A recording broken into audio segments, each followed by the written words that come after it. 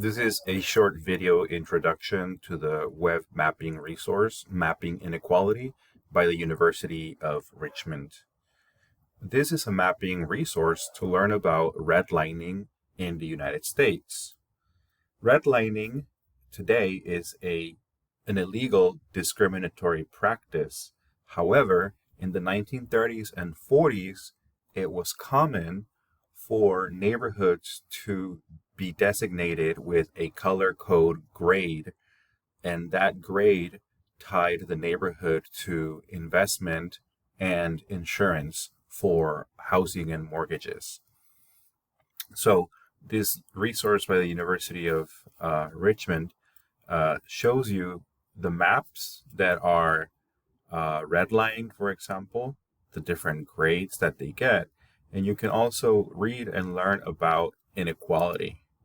For example, in the introduction, they show you that the developers of these maps by the Homeowners and Loans Corporation that were developed between the 30s and the 40s gave grades of A, B, C, and D depending on color. And the neighborhoods in the red were often neighborhoods where according to the central figure of real estate appraisal standards, Frederick Babcock argued that the infiltration of inharmonious racial groups tended to lower the levels of land values and lessen the desirable quality of residential areas, right? And so this is a point in history, of course, where in Los Angeles and across the United States, it was common to discriminate on ethnic, foreign, and local minority groups as well.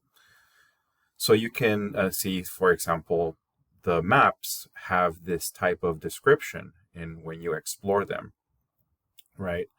Here we are exploring the map of the United States, and then we can zoom into Los Angeles, for example, right? We can also look into, using this tool here, right, historic areas. For example, this is Boyle Heights, and you can see that at this point it's been redlined areas around downtown Los Angeles, and even portions of Pasadena, right, that are redlined, and also yellow line, which are value declining. And so once you click on one of these redlined maps, you can see information about the terrain, what kind of structures there are, and also notes about the population. And so notice the racist language of the period, and this is why these maps have become illegal, because it is illegal to discriminate people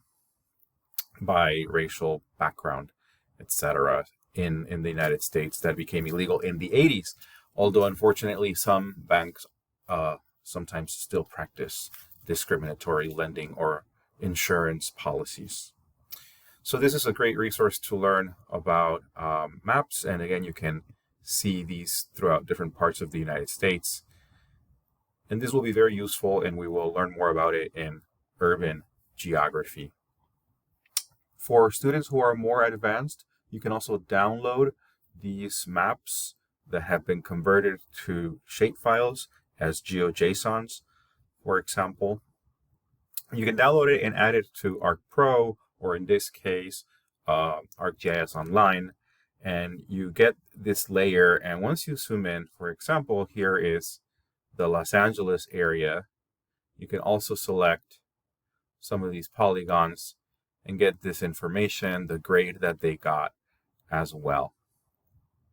You can check the attribute tables, and you can also change the symbology as well. Okay, so this is a really great learning resource that you can explore to learn about redlining.